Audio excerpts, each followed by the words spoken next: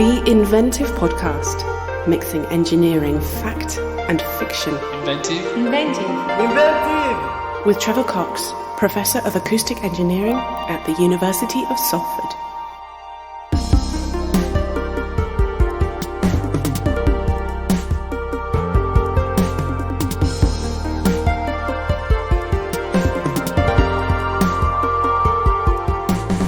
Welcome to Inventive. Now, one trap engineering can fall into is having grand ideas for technologies, which in practice aren't that useful for the people they're supposed to help. Well, my guest today is Askwar Hilonga from Tanzania. He's engineering homegrown solutions to reduce water-borne diseases across Africa, a problem which he unfortunately knows about firsthand, as you'll hear. Later in the podcast, we'll hear a piece by writer Sara Franklin. This was inspired by my conversation with Hilonga. Sara interweaves water and people in her story and also in her introduction to the piece. I was just really struck by the incredible energy that Hilonga possesses. His vision is as clear as the water that his filters produce, and I loved the way that all the parts of his life connected, from the village upbringing and the scientific education, his travels around the world, up to what seems now to have been an obvious route. So, two fascinating takes on Hilonga's story for you on Inventive this time, as we mix some more engineering fact and fiction. Veronique has decided to run a marathon. On a road, on the African continent, far from home, a woman runs. She will be establishing water filters in Africa, all her way from Alexandria to Cape Town. The road stretches ahead, and she runs, and runs, and runs. I am determined to be a billionaire in terms of impacting billions of lives. She has a record to break and a mission to fulfill. I see my dream is coming to a reality in Africa and beyond. Inventive.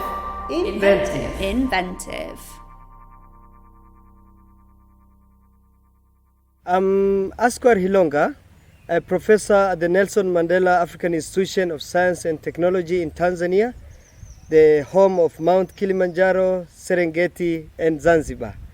I'm so proud of my country, I'm proud of myself, I'm proud of my people. So what got you into trying to get cleaner water for the people of Tanzania and Africa? Well, it was my historical background, my childhood struggles, and how I was raised in a poor family, poor community. Those childhood challenges really put a certain impression in my mind that one day when I grow up, I have to change this situation. The poverty, the ignorance, diseases were just too much. Then when I went for my PhD in South Korea, PhD in chemical engineering, and particularly in the field of nanotechnology, I got a lot of exposure and potentials of engineering to solve those problems that I saw in my childhood. And so when I returned to Tanzania, that was in 2012, I was asking myself a question then, what does my PhD mean to my people? So that is the time I went deep into seeing actually what is there. Why is it that people are not developing a practical solution to solve these inherent challenges that were there since my childhood? So what I did, I went to the hospitals, I looked at the statistics of the diseases that people are suffering from, and I realized that it was those all-time diseases. Typhoid is there, cholera is there, and dysentery, and all these kind of things. I said, what is this? There is a serious problem here, and we need a solution. So I looked at the market of, for example, water filters. What is the solution that's available in the market? Lo and behold, I realized that there are a few filters there, mainly imported from China, from Korea, India, but these filters are not tuned, are not customized to solve the local challenges in my community.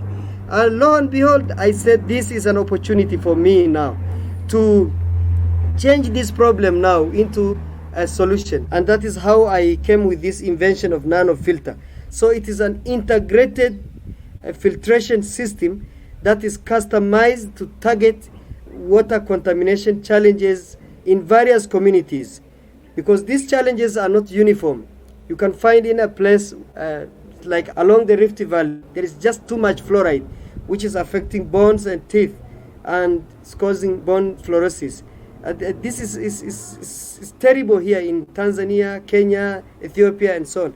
So I said, okay, this is culprit number one. Let me solve this problem. If you go to Lake Victoria, for example, along the mining area, along Lake Victoria, there are too much heavy metals and so on, so on. So I said, let me target these contaminants, bacteria, heavy metals, physical contaminants, turbidity, and so on. That's my story. Yeah, I mean, maybe you could just expand a bit on what it was like when you were growing up. You talked about your childhood challenges. That's why it needed a book. So I've written a book for this, my story, from Gongali village to London and beyond. So here we are faced with the typical challenges that people normally see on CNN. So for me, it was not a movie.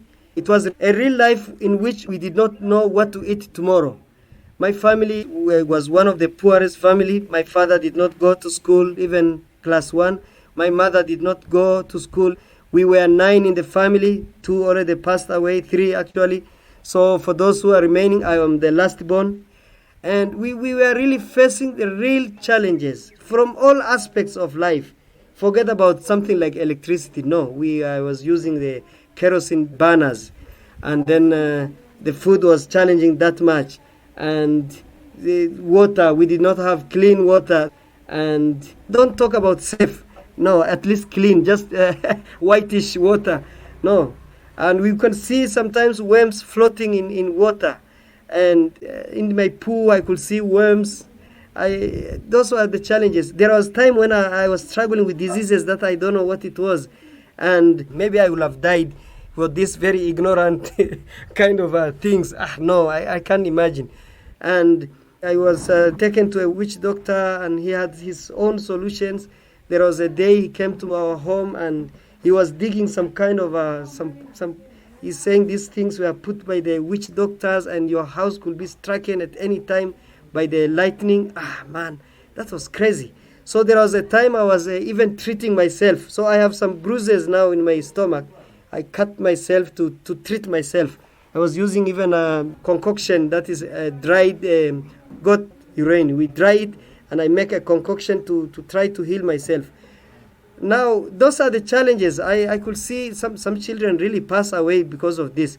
So today I'm scared. How did I pass? It's like in a forest full of lions and the cheetahs and every creature. You just cross there, and at the end of the jungle, you look back and you ask yourself, how did you cross on earth? So today I am really asking myself, how was it possible to live under that circumstance? I mean, it's amazing that you were one of only a small number of people to get the education that you needed to become an engineer, but still. Out of 70 children, only 4 of us passed the Standard 7 examination. 4. 1, 2, 3, 4 children. And so I was one of them who passed. Otherwise, if I failed, maybe I would have been in a village struggling like those other guys who are remaining in the village. So why I have passion today to give back to these people. I don't want to see them again suffering from those old challenges. Where there are solutions. Those are not like magical issues, like all those diseases that I was suffering from. Today I can just boil down into water-borne diseases. Water purification could help. Just a simple thing like this. But still, how did you get from being in a poor part of Tanzania to ending up studying a PhD in South Korea? I mean, that must have been quite a journey itself. I was saying about climbing the ladder from the primary school, and we went to a secondary school that was 10 kilometers away from my home. And so that was a struggle daily. I was a day scholar, to school, back to school. But I did my best to put all my attention in studies, particularly in science, because I loved science. It seemed simple to me. No, I could not speak these complicated languages like English and whatever. No English, man. Sorry, no English. But mathematics does not need any English. Science does not need too much English. It was much of understanding what the basic principles. And so I loved science. I put all my attention there. My parents, though they did not go to school, but they loved me so much. They loved me to go to school. So they were really fundraising for me to attend school. They were doing some labor jobs. They toiled a lot to make sure that I attend school properly. And after I finished my secondary school, I went to high school. Again, The tuition fee was challenging, but it's a government school. I could not afford any private school. So from the high school, again, I met to the university. In the University of Dar es Salaam, Tanzania, I got a sponsorship from the government. Actually, it's not a sponsorship, it's a loan. And later, after I finished my PhD, I paid back the loan from the government. So after I finished my first degree, I got an opportunity for sponsorship under Sida Sarek. This is a Swedish organization that gave me a sponsorship at the University of Dar es Salaam. And this sponsorship involved attending conferences. I had an opportunity to go to China. That's where I met a Korean professor. So this Korean professor welcomed me to South Korea for PhD because he was so impressed by this young man, and he was surprised how I could make it to China at that age. And that's how we went to South Korea. And by the time I finished my studies, they wanted 3 papers for my PhD graduation, 3. But I published 12 papers. And so they gave me a nickname, a manuscript printer. And because of that, they gave me a further opportunity to go for postdoctorate for 2 more years. So by the time I was leaving South Korea, I got a good job at the Nelson Mandela African Institution of Science and Technology in Tanzania. And that's where I'm working until now. And now I'm a professor in this university. And this is the place where I, again, developed the nano filter. And beside the university here, I have established my company. It is the company that has employed now 127 people. I have my own company and my own buildings and an inspiration center where I give training to new startups. And we are already providing services now to 300,000 people, including those from Gongali village, where I come from. And my target is to scale up this innovation now across Africa. I'll tell more about this. I hope that will be your next question. What next? Well, I was going to pick on several things, but one of which came to me was the fact you've gone back to your village to find people to work in your company. And you're very passionate, aren't you, about it needs local engineers and local people to solve these problems, and it doesn't work when you bring in people from outside necessarily. Exactly. That's my point. That is how I started, because I went to the shop here, the market, and looked at the kind of filters that are in the market, and I saw that these filters are delicate. People cannot fix it if something is broken. The replacement parts must be ordered from Germany, from Korea, India, elsewhere. But unlike those filters, I developed my own local innovation, and I involved my people, local people, to develop these. They develop material, they develop the parts, and if something is broken, we replace by ourselves. If we find a water that is not familiar to us before, we tune our filter in our own way. We change the compartments of the filter to make sure that it can solve also this strange water maybe that we find in another new community as we expand. So what I'm saying, this is a local innovation with local people, and of course I have other international partners, and I can't drop them because it's important in this equation of development for sustainability. Does it change attitudes within the villages and with local people? Well, excellent. That's an excellent question. We develop a model in which we put a filter in a kiosk where a local entrepreneur sits in a kiosk and they purify water and sell to their community. So it's a win-win. They provide clean and safe water to the community, but they are, at the same time, that's an income generation for them. They get income from this business. So again, the local people gained a lot through this business because it's an employment opportunity for them. Again, I employ people, for example, working for development of materials. I call them like a production managers. But what are they producing? These are the materials they're making. So there is a lot of win-win. We are creating jobs while we are solving the inherent challenges in our communities. And one thing that struck me early on is you talked about you had a PhD and then you thought, what could this do for my people? That's it. So when I was in South Korea after finishing my PhD, I had an opportunity to travel with my professor to Texas university. At the immigration office, I was asked by one immigration officer at the U.S. Embassy in South Korea, said, okay, you want to visit the U.S., okay. So what will you do after you finish your PhD? I told the officer, I will go back to Tanzania. Okay. So you are finishing PhD in chemical engineering in South Korea.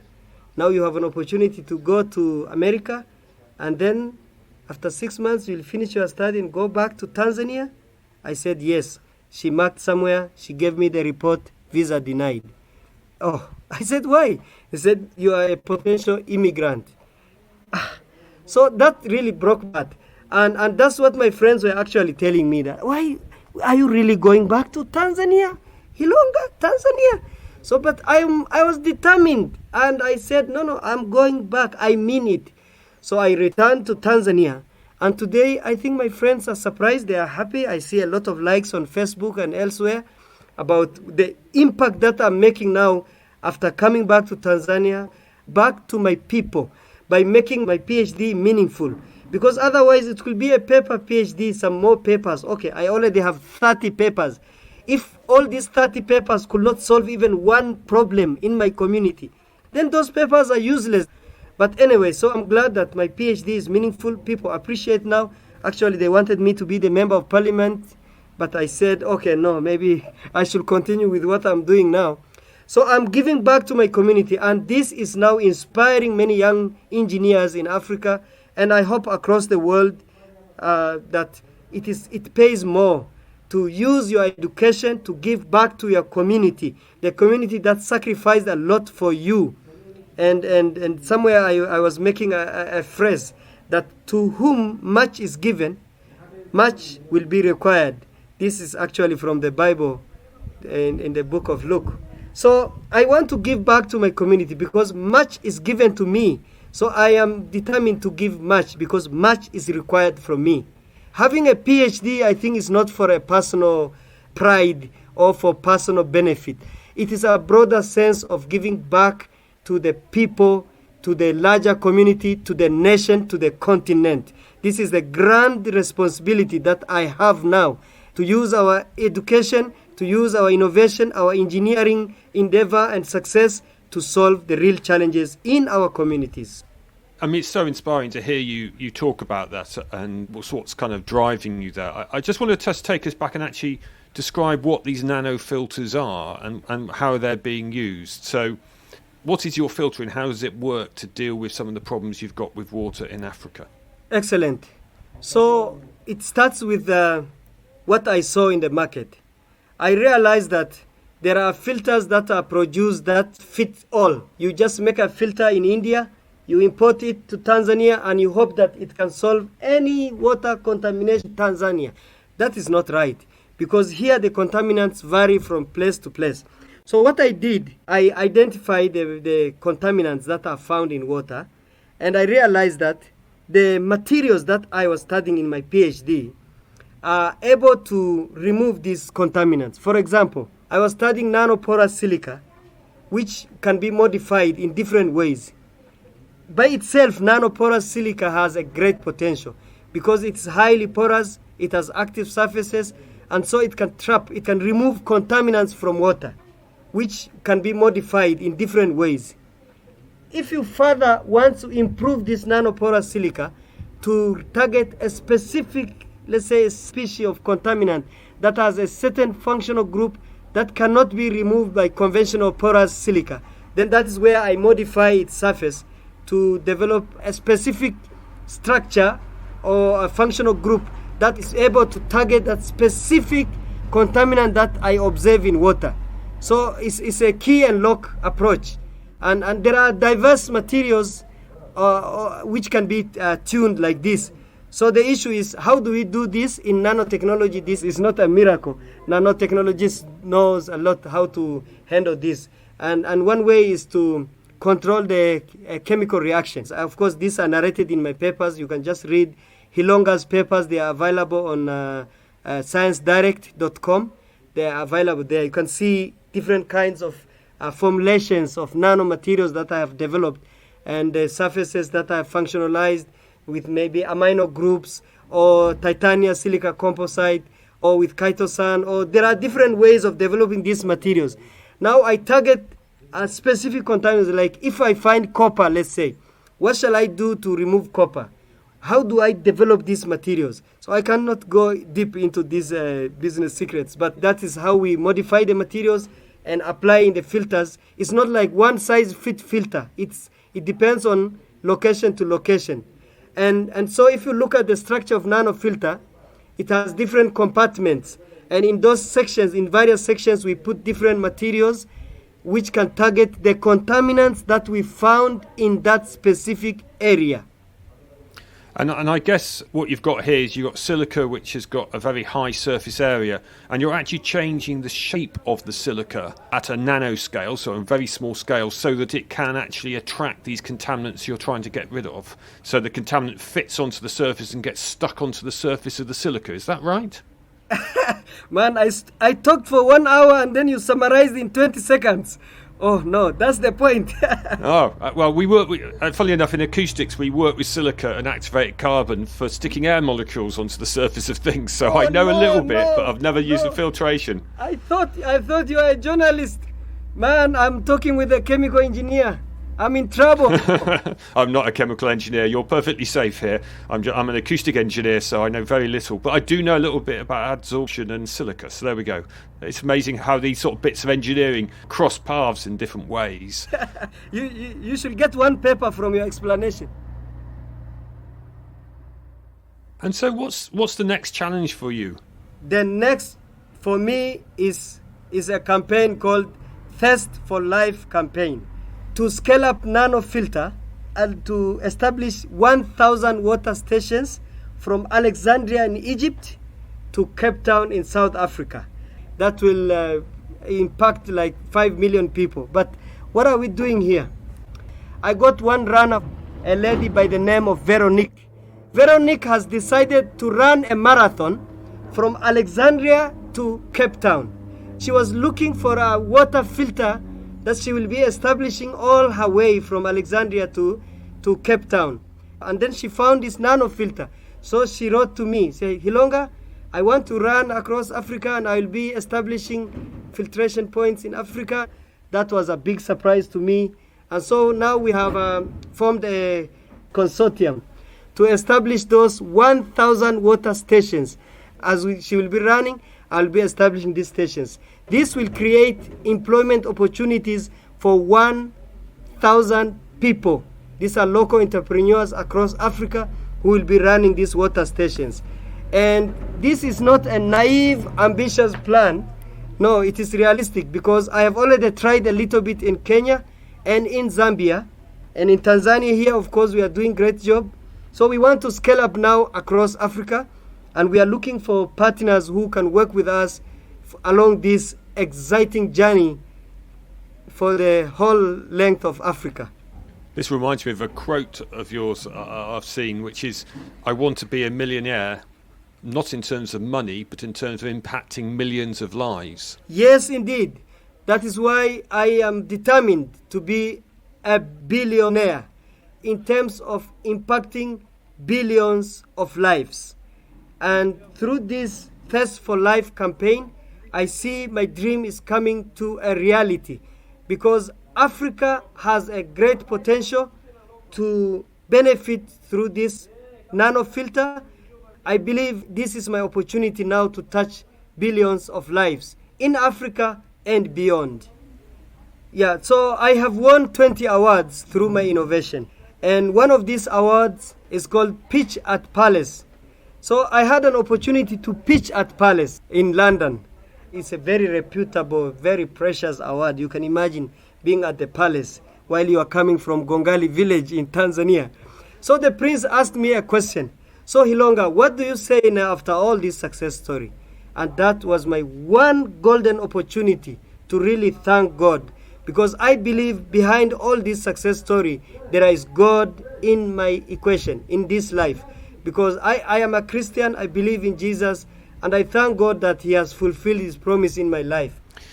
After that amazing answer, I feel this is almost a bit churlish, but because you've been so successful, I don't know if you need this, but if I could grant you a superpower to make your engineering even better, what would it be? Superpower? Oh man, I'll just take people to heaven because there they will live for eternity. You know, here I can extend their life for at least 70, 80 years, 115. They will die. But the best investment, I think, is to go to heaven. But meanwhile, how can I extend their life on earth?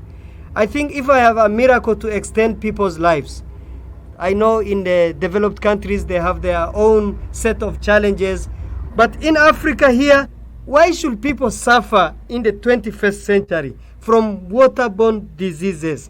So if I can just miraculously put a water filter in every family's home now, today, this afternoon, every houses in Tanzania, for example, 9 million houses, these people will be away from waterborne diseases. They will be away from all this pain and struggles of treating diseases, the pain of fluoride contamination and so on. And what if I can scale up from Tanzania and around the world? This will be one problem solved in humanity for the first time.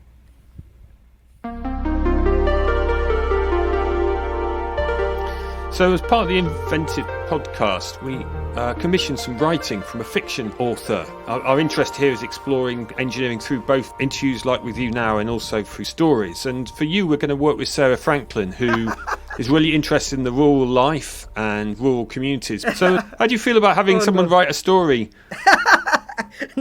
Yes. After I finished my PhD in South Korea, I did Master of Public Health, because in public health now we know how to deliver the message. That's what scientists are missing. They know their science, but when they go in front of the community, they are dumb. They start presenting their PowerPoints. People don't understand them. And if people don't understand them, they feel they are so proud, they are educated. People don't understand me. And we can go into that fiction also and myth. It's okay to hear more about these stories. Inventive. Hilonga, thank you very much for your time today. It was brilliant to talk to you. I appreciate it. Thank you. Bye-bye.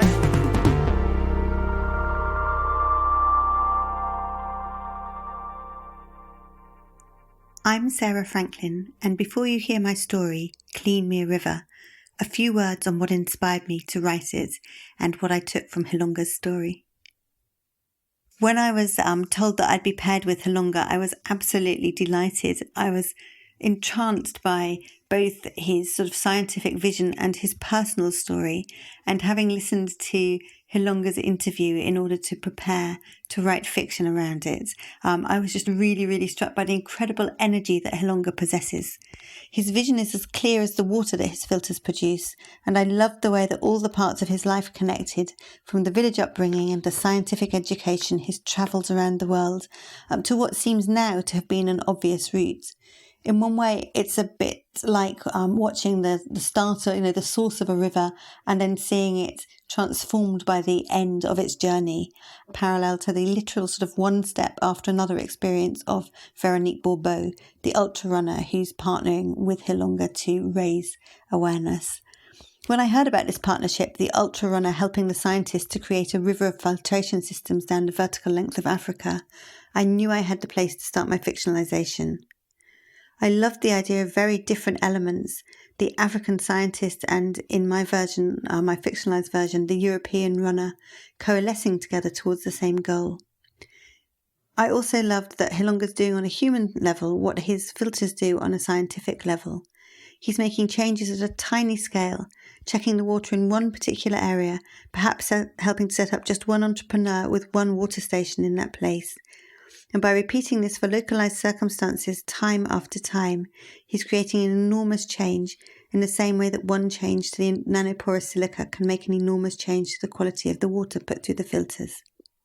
It took a while to work out how to best present the thoughts and the images while remaining true to the benefits of this collaboration.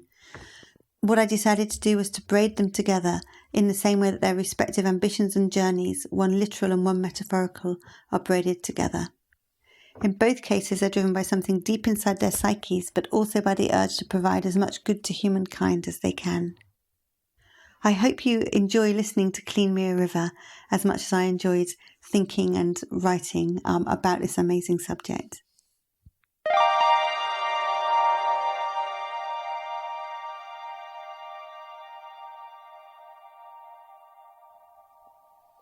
On a road on the African continent, far from home, a woman runs from Alexandria to Cape Town, down the length of the land.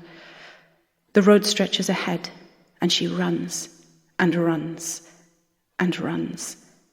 She has a record to break and a mission to fulfill. In a lab on the African continent, in his homeland of Tanzania, a man stands.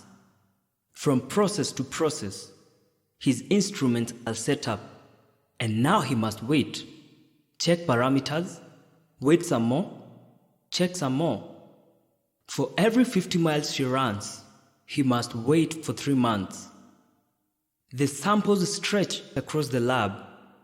For her to run, he needs to wait and watch. He sees her. In his mind's eye, in the water samples distributed across the lab, when he closes his eyes against the weight of ambition, he sees her. She shimmers in the heat, a tiny figure in perpetual motion. She's wanted this run for years.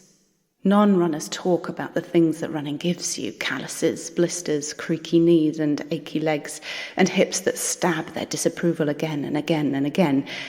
But they don't talk about what it takes away: anger, worry, responsibility, other people. He's wanted this for years, without knowing the run would be the thing. A fundraising effort that stretches the length of the continent. Awareness across the world for his life-saving filters. More to the point, momentum to push through the red tape of country after country and bring clean water to millions of Africans. She's ready. Her body tilts, her body moves, and her mind is free to uncurl. Left, right, left, right, left, right, left, right, left, right, left foot, right foot, left foot, right foot, left foot, right foot, left foot, right foot. He's ready. Build me a road made of water, she had asked him. Build me a river down the spine of Africa, a pure, clear river to float our ambitions on. I can set a record and you can save lives. And he had. The water kiosk glistens up ahead. This is the 10th kiosk since she started the run. 10 man-made oases. Easier to count kiosks than to count kilometres, to count possibilities rather than impossibilities. Each one is a mirage until she actually arrives at it. The mirage taking different shapes according to the need of her body and the pattern of her boredom. Sometimes its metal outline is the climbing frame her kids dangle from in another world, another life. Sometimes the blue tarpaulin that pulls across it, protecting the water from the sun's blast, is a beach hut looking out across the English Channel. The tables of one kiosk become the voting booth she'd visited last November. Mind and body, then as now, a confetti of hope and nerves. But really, the kiosk that awaits her and all the ones that await her further down the route are none of these things. They're more vital than any imaginings. They're the reason she can make this attempt, could plan to be the first woman to run the vertical length of Africa. Left foot, right foot, left foot, stop. Her arrival has sparked excitement around the kiosk, and her heart gladdens as it slows its pace for now. The kiosk will belong to one villager, or sometimes to a group of them, responsible for the clean drinking water of hundreds who live near enough to come and collect from it. But there is never just one villager here. The woman running draws a crowd. There's nobody behind the counter right now. Everyone has come out to greet her. But resting on the horizontal surface is the apparatus she's grown used to seeing. Only the nanofilter itself, varying from place to place. Blue plastic buckets are set up at different heights, like a school science experiment. Several of them big enough to hide a small child, wide and lidded at the top. Alongside them, a blue plastic tube that in another world might be used to mail a poster. But here, in this kiosk, it holds materials to remove fluoride. For fluoride is the issue in the water right here. Fluoride? She'd asked him a month ago, standing over there where now his research assistant stands. But fluoride is good for teeth. And he'd smile and explain that what might be good for teeth could cause problems with the skeleton. cause tendons to calcify, could literally stop a man in his tracks. This stopped her in hers. Before she has a chance to reach the counter, a child greets her with a cup of their precious filtered water. She smiles at him and looks across at the apparatus. White tubes connect the buckets, the water travelling through the filters across an obstacle course. First the sand, halting the bigger particles, then the nanofilter, the specialist device that's making this all possible. And now this cup of water handed to her. The water that's gone through the filter that's gone through a dozen processors, 100 brains, and one imagination as big as her own. She trusts him, this man, in his lab in Dar es Salaam. For a long time, he has done this. Focus, focus, focus on the step ahead. That's all he can do.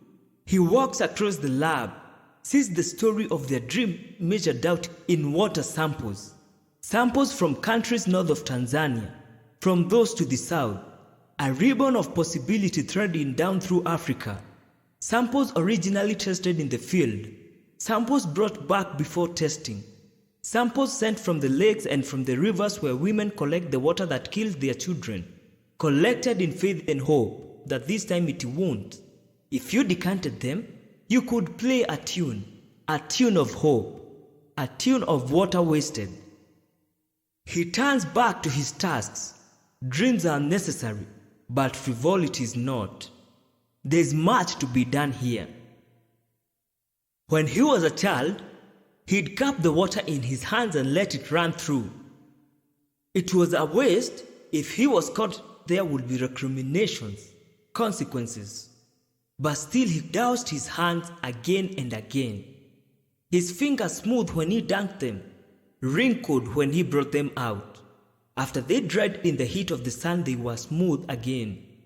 He brushed the silky residue from them and ran to do his chores, to play with his sister. This knowledge knew within him. Water is more than water. What we see through is hiding secrets. Every drop of that water that washed over his hands contained invisible substances that were attracted to his fingers, were persuaded away from the water. It's warm, this water. She takes it in her mouth, knows not to gulp, feels it run down her throat and on through her body. Easy to imagine it spreading like branches and twigs on an old English oak, bringing her shade, restoring her. She smiles, the water bringing joy and relief, and the child who handed her the cup smiles too, because he is a child, and children are born to smile. The child's brother grins too, takes this smile and raises it to a sunburst of giggles, and soon all the children are laughing, and their mothers too. Replenished, she starts again, leaves the kiosk with some reluctance, tips her torso off the vertical, calf tendons tensed, toes hinging, waves goodbye. She's off. She runs to the beats of the words the scientist taught her. Nanoporous silica, nanoporous silica. This compound she knows nothing about, which is giving her water as she goes, making this possible. Nanoporous silica. It's not enough to have one filter for this entire continent. It's not enough, he has explained, to have one filter even for one country. The water adapts to its terrain, just like humankind. In some areas, the water will be rich with copper, in another, dense with bacteria. This is water, doing its work, absorbing the motes that wear off in its embrace, enriching itself. So he took her dream to run the length of the continent, and he harnessed it to his dream to save lives by eradicating waterborne diseases. He took her ambition as he takes his water samples. He examined it. He worked out what has to happen to make this viable. He took the nanoporous silica, this tiny agent of change, and he envisaged her future in it as surely as the witch doctor in his village saw his future those decades long ago, back when he was a small child dreaming big. She imagines the water now, flowing down the rivers, pooling into lakes, defining the countries she's running through. The Nile, Lake Tanganyika, the Salt River, defining the sickness of each landscape. Cholera, fluoride poisoning, typhoid poisoning. The water comes from the river, it comes from the lake, it comes locally, not in expensive, imported bottles. Clean water provided by their fundraising for the filters means no more diseases. Water kiosks mean entrepreneurship, each one owned and managed by villagers, sometimes by schools. Nanofilters mean hope. She can change the shape of their lives, of their futures. In the lab, he runs more tests. He can't run like she can, but he can open up the silica, change the literal shape of the silica at a nanoscale so that it can actually attract the contaminant and the contaminant can fit on the surface of the silica. On the road, a piece of glass catches the light and it refracts, kaleidoscopes her image into a myriad tiny pieces. She thinks of the filters he's creating, each one buoying the shapes of the lives of each person they touch. The nanoporous silica allowing for capture of different substances, transmogrifying brown sludge into clear, potable water. The pockets he's built into his filter to allow for the exact combination for the territory evoke the seams and pockets of her running kit, each element calibrated for a specific purpose. She thinks again of the women she's met on the way, always women. The filters themselves alter the lives of those who live in a specific area, change the very structure of how they live. Now they can live without fear of their children dying of dysentery, of a dozen more preventable diseases. His technology and his local knowledge, her running and her fundraising, they make these changes possible. He thinks of her journey, of the negotiations with government, the hopes they've gone through, the bureaucracy which is nothing in comparison to the payoff. He thinks of his mother, his sister, the women who raised him, of the journey he took to learn these skills, from Dar es Salaam to Korea, from the witch doctor to the intricacies of nanotechnology. Now her determination and his technologies combined to create filtration sites which spread like rivers and tributaries. Humankind spreading from them in the form of healthier populations. Water kiosk entrepreneurs, kids who grow up to be anything they want, because he has shown them this is possible. And because they get to grow up now. On a road, on the African continent, far from home, a woman runs. From Alexandria to Cape Town, down the length of the land. In a lab on the African continent, in his homeland of Tanzania, a man stands. From process to process, his instruments are set up. The samples stretch across the lab. He sees her. Through the glass of the tube, he sees her, a tiny figure in perpetual motion.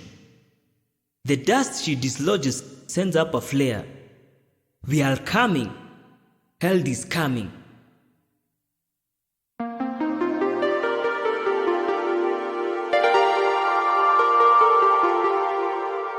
Inventive.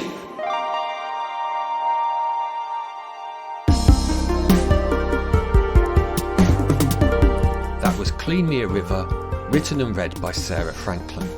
From tiny nanoporous silica to the African continent, this story brings home the different scales Hilonga is working at, and also the scale of his ambition. And there's those images of tributaries, interconnected networks of both water and people, with nanoporous silica, as Sara said, creating water for Africa as clear as Hilonga's vision. Do you know any engineers who embody nothing about us without us, working to solve problems for their communities? Maybe we could feature them in future episodes of Inventive. Please contact us at www.inventivepodcast.com or on all the usual socials. We're always pleased to hear what you think of these podcasts, and please subscribe on the usual platforms and spread the word. Now, the next episode of Inventive features engineer Greg Bowie, and we'll be looking across different scales once again. The materials he develops can be used as trauma plates to fix a broken toe, or to lay giant undersea cables many kilometres in length. And to add to this fact, the fiction inspired by Greg's story is a tale of espionage in a dystopian future. It's written by Emma Newman. I need you to do something for me. He swallowed, then reached inside his shirt pocket and took out a tiny plastic box, not much bigger than a SIM card. I need you to put this in the plate you print for the diplomat, so it's hidden. And I need you to not tell a soul about it.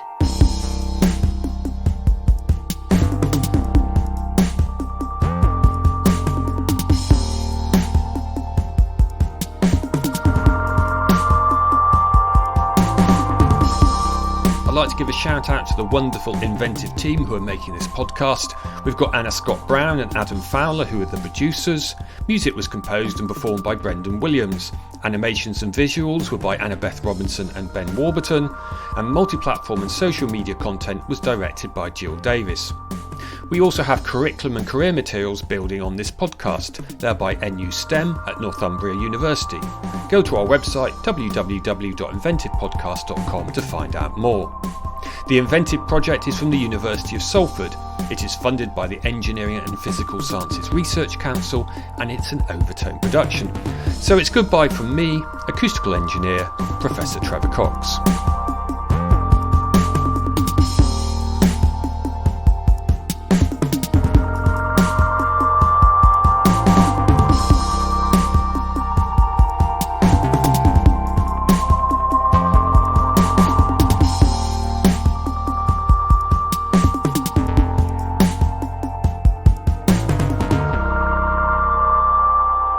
The Inventive Podcast, mixing engineering fact and fiction.